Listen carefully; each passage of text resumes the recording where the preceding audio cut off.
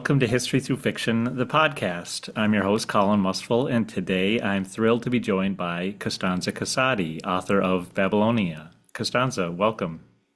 Thank you so much for having me. I'm thrilled to be here. Well, let's start with the main character of Babylonia, Semiramis.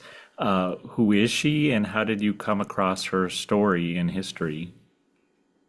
Yes, so Semiramis is a character from the myth, a mythological figure, but she is based on the very real historical queen Samuramat, also known as Shamuramat, who was the first and only female ruler of the empire of ancient Assyria.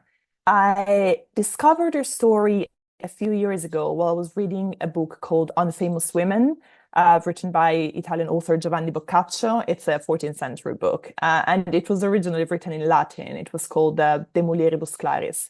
And it's essentially a collection of biographies, of women's biographies from the ancient world. Actually, it is the first collection of women's biographies in Western literature. And the second chapter is dedicated to Semiramis. And it's quite an interesting chapter because the author praises Semiramis at first, and then obviously he insults her. He says that she was burning with desire and that she gave herself to many men. And this is kind of in line with how Semiramis has been perceived in the Christian tradition. So I was kind of interested in the character and I started researching her, and I came across her legend as recounted by ancient Greek authors. And there are many ancient Greek authors who have written about her, but there is one specifically called Diodorus of Sicily, who lived between 90 and 30 BCE, who wrote in detail about her in his Universal History. And essentially, he tells us that Semiramis was an orphan abandoned by her mother when she was just an infant. Her mother committed suicide before leaving Semiramis. And that she was adopted by a shepherd, that she grew up in a village in the outskirts of the Assyrian Empire, and that when she came of age, she caught the attention of a governor first, Onnes, and then of the Assyrian king. So this is the myth, and I obviously have used a lot of this in my novel, but the novel is also historical fiction. So many of the events that we see in Babylonia are actual historical events. The novel starts in 823 BC during the war between two brothers, and this is a real historical event. Semiramis really ascended the throne, known as Samuramat. So I like to say that it's both a myth retelling, but also historical fiction. And the character of Semiramis herself is both a mythical figure and an historical queen. So I wonder if you could go a little deeper for us here and give us a bit of a history lesson, because I think a lot of students in at least the United States, they learn about Mesopotamia and about Hammurabi's code. You talked about the Assyrian Empire, so can you just put a little historical context on it for us? absolutely. So the novel is set in ancient Mesopotamia. This is the ancient Near East. It's an area that includes modern-day Iraq, part of modern-day Iran, part of Syria, Turkey. And Mesopotamia in ancient Greek literally means land between rivers, because it refers to this very fertile slice of land between the river Tigris and Euphrates. And this is an era where many ancient civilizations blossomed, and the most famous ones obviously being the Empire of Ancient Assyria, the ancient Babylonians, and the Sumerians. And when we talk about ancient Assyria, we usually refer to the Neo-Assyrian Empire. The Assyrians were in power for a very long time. The empire kind of started with the city-state of Ashur, which was quite small, and then it grew larger and larger in the 14th century. Then it collapsed. Then it came back again. The Neo-Assyrian Empire was between the 9th and 7th century BC, and my novel takes place right in the middle of it. As I said, it starts in 823 BCE. And there are so many things that I would love people to know about the Assyrian Empire, but when I usually give an introduction, I like to mention two. things only. One is that the Assyrian Empire has been known throughout the centuries because of its brutality. And this kind of violence, this brutality, is still showcased on all the bas-reliefs that line the palaces, that line the walls of these incredible palaces, and we can still see them. You know, many of them are at the British Museum, but the other thing that I love people to think about and to consider is that the Assyrian Empire was also renowned for its incredibly rich culture. You know, ancient Mesopotamia is the place where writing was invented, cuneiform writing. It is the place where one of the first legal codes was created. You mentioned it yourself, the Hammurabi Code, 1754 BC. And it is also the place where the first epic was written, the Epic of Gilgamesh. And we don't think about Gilgamesh a lot, but Gilgamesh was written 1,000 years before the Iliad and the Odyssey, 1,000 years before the Bible. So it's an incredibly fascinating and culturally rich place. First of all, I'm just very, I don't know, encouraged. All this stuff seems imprinted on your mind, and you can just kind of wrap through it so quickly. So I think that's just amazing. But let's Thanks. talk about turning that from, all this research you've done and all this knowledge you have into the craft of bringing this person to life on the page.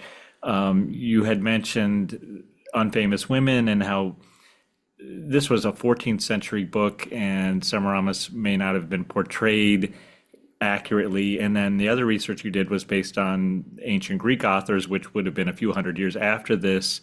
So how did you Yes. take all that information and be able to create a fully round character for contemporary readers? That's a great question. And, you know, I always struggle to answer that question truthfully because for me, kind of interest in a character is never really enough to write a novel about this. It is true that Semiramis was the initial hook I had for this book. But actually, I try to connect to books like art first. And so before writing a book, before deciding whether I want to write a book, I need to have a very strong emotional connection to whether the character or the story. So after reading Diodorus of Sicily and after reading Boccaccio, I kept thinking about this character for a very long time. And I thought, what is my connection here? Because obviously Semiramis was an extraordinary woman. You know, she's not a woman that you can easily relate to. She achieved things that literally no one else did. You know, she was the first and only female ruler of the Assyrian Empire. And I wanted to make sure that this was not a story about a woman people couldn't relate to, about a woman people couldn't root for. And so I kind of needed to find the vulnerability and the humanity of this character. And then I started thinking a lot about the love triangle that eventually made her queen. And what I loved so much about this love triangle, which comes from the myth, comes from Diodorus, is that it has the structure of a Greek tragedy almost. When people ask me if this is a love story, I always say, no, this is a tragedy, as in everyone dies essentially. And I really liked that aspect of the story and how this tragic love triangle allowed me as an author to showcase the vulnerabilities of these characters who look so tough on the outside, right? So powerful. I'm not sure if that answers your question, but there, you know, there is so much there was so much to research about Semiramis. Greek authors weren't the only ones to write about her. There's another very, very fascinating legend because she also appears in Jewish writings and Armenian legend. And there was a medieval author called Moses of Corinne who wrote about Semiramis and her military skills, because a lot of these authors focus on how engaged she was in warfare. And there's this legend that he tells about Semiramis falling in love with a man called Ara, the Armenian king called Ara the Handsome, um, which is just hilarious to me. And she desired him, but he rejected her. And so she decided to declare war against him. This obviously didn't end up in the novel, but all those things, all those myths told me so much about who the character was. So even if I didn't include everything that I learned about her in Babylonia in my book, I used those stories as inspiration for kind of her behavior and her character and the kind of person that she actually was. And what about the relationships that you created in order to, continue to that humanization process? Tell us about Onnes, Ninus, Ribat. Were they real people? Did you create composites? How did that work for you? Yes, this is a very broad question. So Ninus is both a character from the myth, like Semiramis, and a real historical figure. So in history, Ninus was known as Shamshi-Adad V. So there was an Assyrian king called Shamshi-Adad V, and he was a very interesting king because he was the grandson of one of the most famous or infamous ancient Assyrian rulers, Ashurnashirpal. His name is very hard to pronounce, so I always have to take a breath before I say it. But Ashurnashirpal was very famous because he was one of the most brutal Assyrian kings. But he was also the one who built the magnificent capital of Assyria, the ancient Kalu. So Shamshi-Adad V comes to power, and there's a burden on his shoulders essentially, because he knows he's not as brutal as his predecessors. And here, hence the character of Ninus. In the myth, as recounted by Diodorus, this character is called Ninus. So I went with the mythical form of the name, but as you have noticed, in the novel, I use the name Shamshi-Adad V when I want to call Ninus by his royal name, right? That was my kind of trick to bring history and myth together. Onnes as a character only appears in the myth, as recounted by Diodorus, whereas Ribat, obviously being a slave first and then a scribe, is a character that I made up. But I really wanted to have his perspective. He initially wasn't part of this novel. There were three perspectives, but the third perspective was the one of the Princess Taria, who comes from the kingdom of Urartu. And then suddenly one day, Ribat's perspective just came to me, and I realized how important it was to have the perspective of someone who doesn't have any power in this very brutal world where power is the most important thing, is all it matters. In terms of their relationships between these characters, I was heavily inspired by the Epic of Gilgamesh while writing my characters. So just for a little bit of context, the Epic of Gilgamesh is about this anti-hero, Gilgamesh, who goes on a series of adventures with his best friend Enkidu until Enkidu dies and Gilgamesh grows mad and goes on a quest to search for immortality, right? Because suddenly he becomes afraid of death. And it's, a heartbreaking exploration of grief and longing. And Semiramis herself as a character was based on Gilgamesh, her kind of relentless pursuit of power and immortality. And she's also an anti-heroine in many different ways. And at the same time, the relationship between Ninus and Onnes, who are friends, lovers, brothers, is heavily inspired by the relationship between Gilgamesh and his friend Enkidu, which is probably one of the first, I would say, kind of representation of queerness in the ancient world, and very similar to the relationship between Achilles and Patroclus, only it came 1,000 years before. And isn't the Epic of Gilgamesh considered the first recorded story? Yes, absolutely. And it's so interesting when you think about it because it was written down, as opposed to Homer's Iliad and Odyssey, who for so many centuries were transmitted by oral tradition. The Epic of Gilgamesh was written down, and it was written down three different times. There are three different versions of it, each very different from the others. The first version, which I believe was written in 2100 BCE, was written in Sumerian. And then the second and third versions were written in Babylonian. And by the way, Sumerian and Babylonian are entirely different languages, as different as Chinese is different from English.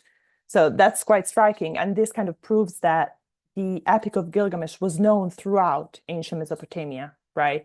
It was not the epic of just one kingdom, one empire. Everyone knew about this. But yeah, so what we call the standard version of Gilgamesh now is the final version, which was written down by a scribe and scholar who was both kind of original poet, he added his own lines, but also transcriber. Tell me more about your personal interest in, I guess, what we call ancient history here. Your previous novel, Clytemnestra, also takes place in the ancient world. When did you first discover your own interest in this time period, and how did you decide that this is what I want to write about? Yeah, so you mentioned Clytemnestra. That was my debut novel, and it takes place in ancient Greece. And I was born in the US, but I grew up in Italy before moving to London when I was 19. So Italian is my first language, and I attended while I was growing up in Italy. I attended what we call a liceo classico, which is basically a high school where classics are compulsory. So it's very demanding school. I'm not gonna lie. Still to this day, the hardest thing I've ever done in my entire life. So for 5 years, I studied ancient Greek language and literature as well as Latin. So that was my introduction to the ancient world, I would say. And it made me passionate about the classics, of course, but also I would say it made me passionate about research and the ancient world in general. I didn't study ancient Mesopotamia when I was in high school. But I think, knowing a lot about the classics already allowed me to just be prepared when it came to doing all this research for Babylonia. And I still, it's funny when I think about it. I don't miss the classics at all, but at the same time, I keep going back to them. It's like an addiction.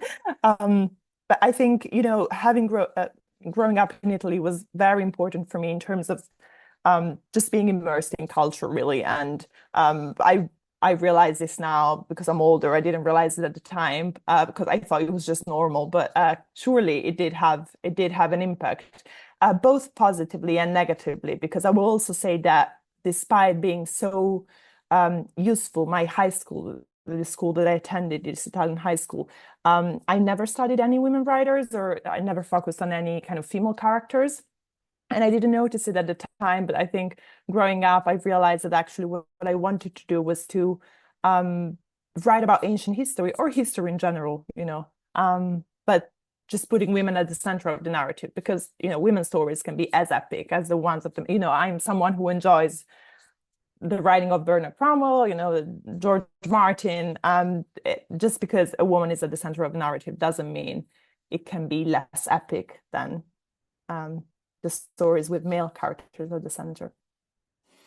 I wonder if you could talk a little more about that, about female leadership, Semiramis being maybe the only female leader, and it was against tradition.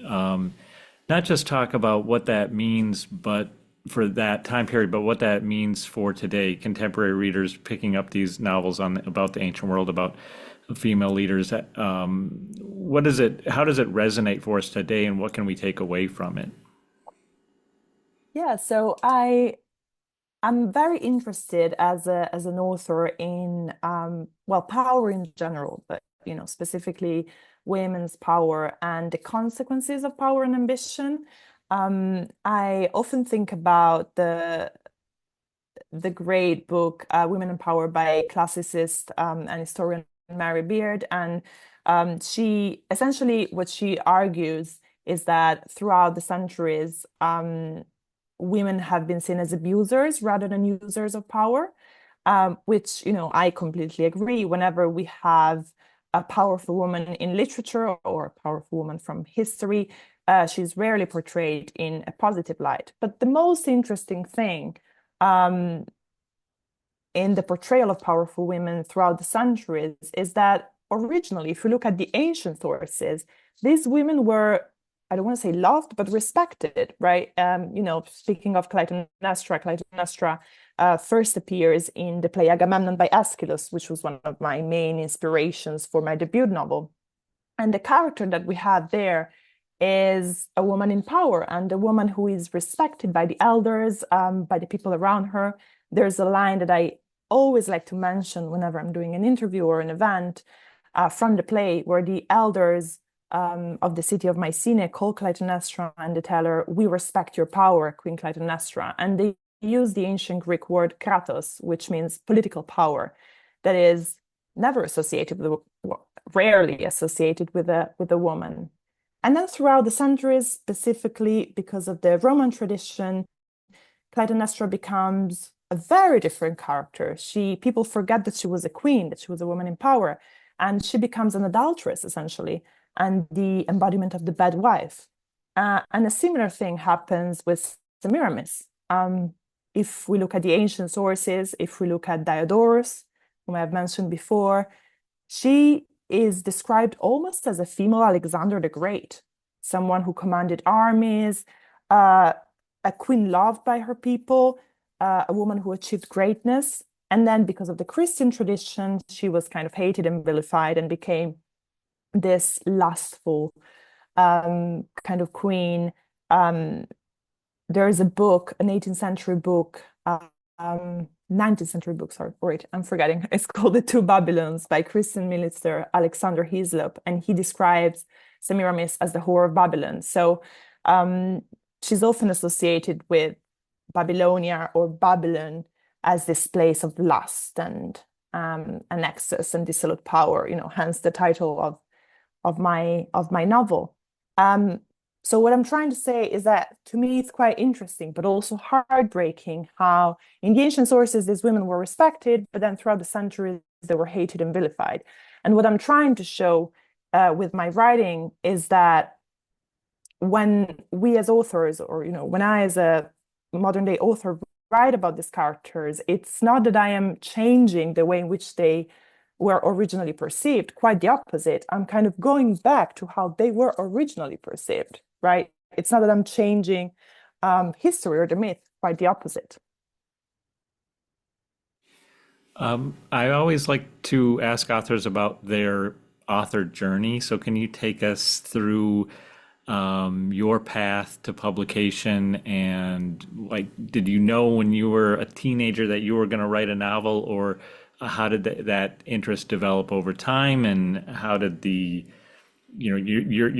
you write something that you just shelved and is put away and will never see the light of day? That kind of stuff. If you could take us through your journey a little bit. Yes, of course. So I've always known that I wanted to be a writer. I just wasn't sure that I could make it. So I started writing when I was really, really young. It was maybe 11 or 12. And there are so many projects that I started and then just shelved and never finished. But I think that's completely normal for, a lot of authors. For my debut novel, Clytemnestra, I started writing it when I was still at uni, actually. I was doing my master's in creative writing in the UK at Warwick University. And one of the modules, one of the classes was writing historical fiction. And I kind of suddenly knew that I wanted to write about Clytemnestra because, I had encountered her story for the first time when I was 16. And that was the first time I read the play, the Agamemnon play that I was talking about before. And I think throughout the years, I kept thinking about her. And I was feeling a lot of rage because, whenever I studied the play or read the play with my peers, um, people always took Agamemnon's side. And I think that really enraged me. But that rage was the kind of feeling the emotion that allowed me, I believe, to write the novel and to really embody the character. So yes, I started writing. I wrote a few scenes while I was at uni. And then I worked in TV for a while. I was a screenwriter, producer for like documentaries. This was in Italy because I went back to Italy after a few years. And then as soon as this was, I think, 2019, as soon as I had a free month, I realized that I had to just sit down and finish this novel that I had started because, being an author was always my dream. Being a novelist has always been my dream. So I sat down and just wrote it. And then people don't really talk about this, but it's really hard to find an agent. It's really hard to find an editor. I got a lot of rejections before I actually found weirdly, my dream agent. Lucky me. But yeah, so for a couple of years, I got rejections, and then I realized that I didn't know how to pitch. That was my problem. Pitching a book is a very specific thing that no one had ever taught me. So I took a course that was specifically um, focused on how to pitch, how to edit your novel, how to write a perfect blurb, the perfect synopsis. And then I got a few offers, and I kind of accepted the one from the agent that was at the top of my list, the wonderful Victoria. And then finding an agent took a pretty long time. Finding an editor was, in my case, obviously each author has a different journey, but finding an editor was very, very, it happened all so fast. So I'm really lucky in that respect. Well, congratulations on, yeah, it's a long, challenging journey for every author, and everyone has their own path. But Yeah. yeah, congratulations. Do you have something new that you're working on? Are you on contract for something? Yes, I am working on my new book, which is why I find it so funny to do interviews, because most of the time you're writing a book while promoting your previous novel. So I feel like right now my head is filled with all the facts from Renaissance Italy, which is where my next novel is set. And I'm so afraid of forgetting facts and dates from the Assyrian Empire. But yes, so my next novel is going to be an historical fantasy. So I'm kind of moving slightly towards fantasy, but my love for history is still there.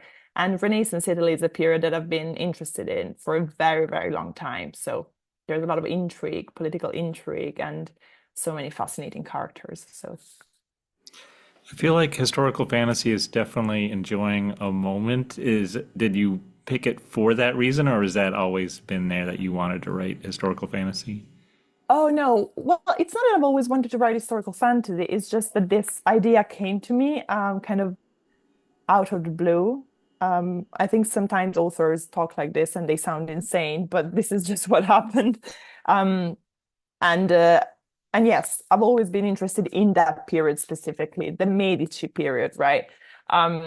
But I am open to trying different genres. I think I will always go back to history, and I will always go back to ancient history. But I don't want to keep writing, the same thing. There's nothing wrong with that, So many of my author friends write within the same genre. It's just I don't see myself as one of those authors. So.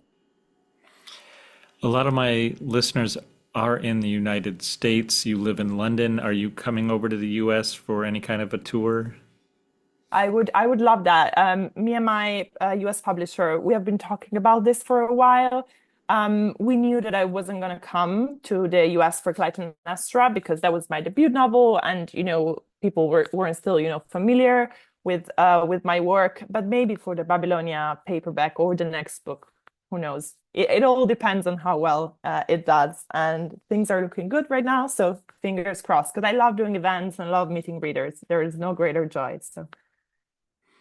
Well, Costanza, congratulations on Babylonia. Thank you so much for talking with me about it. Thank you. It's been a pleasure. Thank you so much, Colin.